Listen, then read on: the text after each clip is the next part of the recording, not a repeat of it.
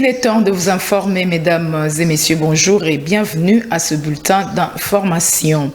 Agression de la RDC par le Rwanda et l'Ouganda, l'Assemblée parlementaire francophone a adopté une résolution condamnant les morts, les atrocités contre les populations civiles et violations de l'intégrité territoriale de la RDC. Une résolution soutenue par 34 pays qui prennent part aux travaux de la 49e session de cette assemblée à Montréal, au Canada. Et dans son mot, le président de l'Assemblée nationale congolais a condamné l'agression de la RDC par le Rwanda et l'Ouganda. Vital Kamerhe a donné la position de son pays pour mettre fin à la guerre, à savoir le retrait des troupes rwandaises et des Ougandais du sol congolais afin de laisser la voie à une perspective de résolution pacifique de ces conflits.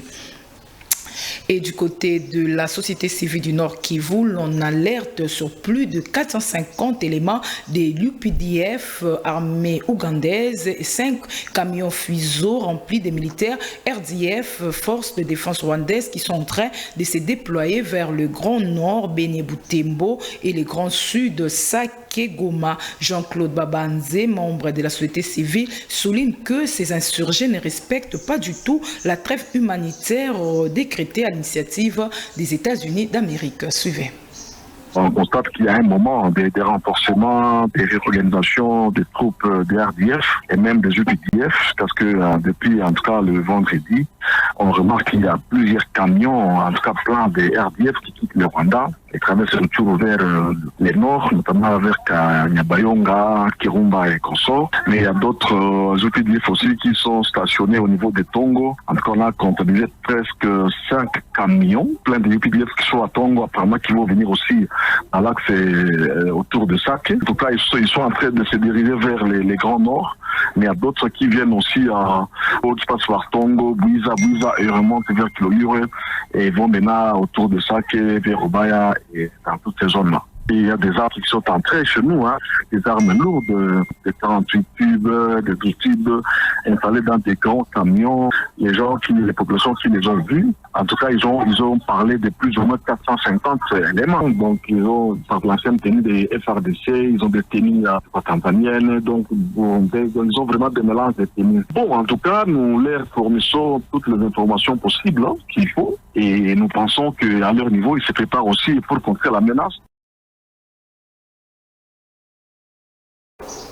Changeons de chapitre pour parler du lancement de l'opération de récupération du patrimoine privé de l'État. Objectif, mettre fin au régime des spoliateurs. Lancement fait par Maître Constant Mutamba et Crispin Badou, respectivement ministre d'État, ministre de la Justice et garde des Sceaux et ministre de l'Urbanisme et Habitat. C'était hier, mardi 9 juillet 2024, nous dit Nico Kassanda.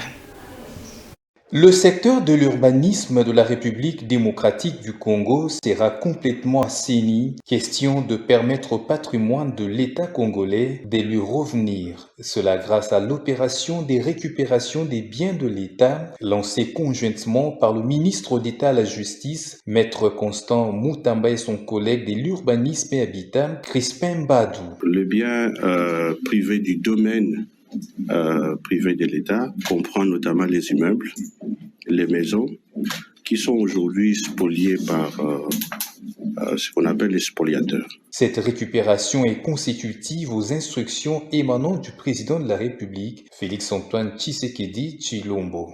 À la 3e réunion du Conseil des ministres, dans sa communication, Son Excellence Monsieur le Président de la République nous a donné un certain nombre d'instructions, notamment la mise en place d'un cadre de concertation pour justement inventorier, répertorier et récupérer le bien du domaine privé de l'État.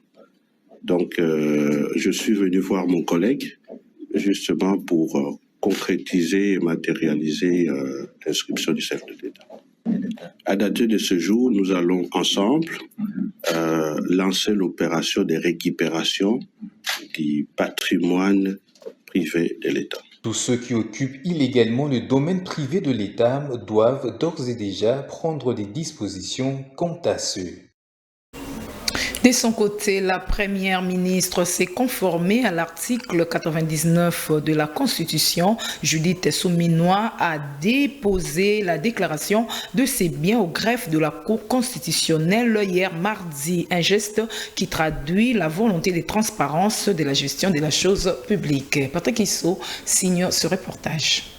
S'est conformé à cette obligation constitutionnelle selon l'article 99. Judith Souminois Toulouka, première ministre, a déposé sa déclaration du patrimoine au greffe de la Cour constitutionnelle. Pour la chef du gouvernement, ce geste traduit une volonté de transparence dans la gestion de la chose publique.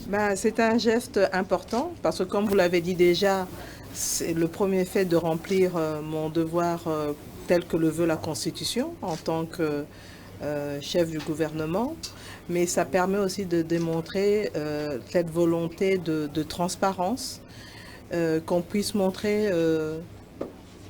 que tout soit transparent en fait, que tout ce que je possède aujourd'hui au niveau de la Cour constitutionnelle, ils vont être au courant. Et demain, le jour où je partirai, en toute transparence aussi, je ferai l'exercice de venir déposer ce que j'aurais eu à acquérir au cas où pendant cette période-là. Et au moins, ça permet de démontrer que tout citoyen, quel que soit le rang, le niveau où il se trouve, doit respecter la loi, doit respecter la Constitution. Je pense que ça, c'est un élément important. Judith Souminois a rassuré que tous les membres de l'exécutif national se conformeront à cet exercice. Cela se passera au courant de cette semaine, a-t-elle fait savoir. Bien sûr, les ministres vont avoir à le faire. Comme le veut la Constitution, c'est un devoir que nous devons faire dans les 30 jours de notre investiture, donc de notre prise de fonction. Et donc les ministres, on a été investis le 12 juin aux petites heures. Donc les ministres, la majorité ont déjà préparé leur déclaration de patrimoine familial et ils auront à les déposer d'ici à, je pense, jeudi ou plus tard. Ainsi, cette déclaration du patrimoine est déposée dans le délai imparti. La Constitution fait savoir dans son article 99. Outre cette déclaration, les membres du gouvernement disposent de 30 jours à dater de leur investiture pour se conformer à cette exigence constitutionnelle. Investi le 12 juin, ce délai court encore. Et toujours le même mardi, le Premier ministre honoraire s'est lui aussi conformé à cette exigence constitutionnelle. Jean-Michel Samaloukonde, qui tient à la culture de la transparence, a remercié la Cour constitutionnelle pour la collaboration qui avait caractérisé son mandat. Patrick qui se revient.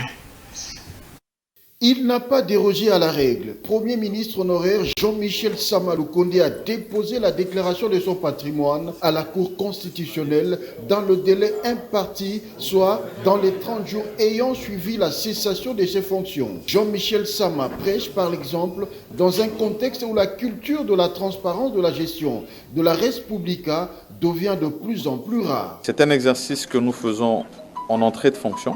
Nous l'avions déjà fait ici même. Et à la sortie de fonction, nous devons nous livrer au même exercice pour des raisons de transparence, de gestion. Et donc, nous nous étions déjà inscrits dans la droite ligne de la bonne gouvernance parce que cela nous avait été demandé par son Excellence, Monsieur le Président de la République, son Excellence Félix-Antoine Tshisekedi Tshilombo, et nous avons voulu nous conformer à cette exigence qu'il nous a donnée. C'était une exigence demandée non seulement au Premier ministre, mais à tous les membres du gouvernement. Et je sais que dans la continuité de son action, on verra aussi le gouvernement entrant se livrer au même exercice. Jean-Michel Sama, par ailleurs, remercié la Cour constitutionnelle à travers son président Dieudonné Kamoleta pour la bonne collaboration qui a existé durant l'exercice de ses fonctions. Nous remercions surtout la collaboration que nous avons eue avec la Cour constitutionnelle, tout le temps que nous avons eu à travailler au niveau de la primature et tous les autres services judiciaires avec lesquels nous avons aussi travaillé, le parquet et autres. Et donc ici, on était là dans ce cadre-là. On a été vraiment accueillis non seulement par le président de la Cour constitutionnelle lui-même, avec beaucoup de courtoisie, et par la même occasion, c'était aussi un bon moment pour saluer le procureur général de la République. Pour rappel, à son entrée en fonction, le Premier ministre honoraire avait déposé la déclaration de son patrimoine auprès du greffier de la Cour constitutionnelle le samedi 22 mai 2021. Et pour terminer ces bulletins d'information, prenons cette nouvelle fidèle à sa tradition lors de chaque vacances de fin d'année. L'église des enfants de l'église de Mangembo organise sa 4e édition de la colonie des vacances dénommée Fève, famille à vacances. Cette colonie se tiendra du 15 au 20 juillet avec comme thème libre en Jésus-Christ. Plusieurs activités seront organisées dont l'excursion. C'est Rachel Etaï, coordonnatrice adjointe de l'église des enfants de l'église de Mangembo qui l'annonce. Nico Kassanda et Francis Matondo nous en disent plus. L'église des enfants de Mangembo n'a pas dérogé à sa tradition d'organiser des colonies de vacances pour les enfants dénommées Fèves, famille en vacances, avec pour thème libre en Jésus-Christ. Un cadre idéal et récréatif pour permettre aux enfants de se divertir en famille, comme l'explique la coordonnatrice en charge de l'église des enfants. L'église des enfants de Mangembo, comme chaque année, nous organisons cette fois-ci la 4e édition de notre colonie de vacances dénommée Fève, famille en vacances. Cette année, ça se passe du lundi 15 au samedi 20 juillet. Et cette année, ça se passe sous le thème libre en Jésus-Christ. Madame Rachel Etaï revient sur les activités programmées. Les 3 premiers jours sont consacrés aux activités en salle. Il y aura du cinéma, il y aura du bricolage, il y aura de la peinture, il y aura des conférences, débats. Et le 4e jour, nous serons en excursion. Nous irons tous à l'Institut Lissanga, parents et enfants. Nous sommes tous invités parce que c'est des moments que nous passons ensemble en famille avec des enfants. Et nous sommes tous invités, ça sera à Lissanga le jeudi 18 juillet. La clôture interviendra le samedi 20 juillet prochain avec des surprises. Nous sommes là à partir de 9h jusqu'à 16h.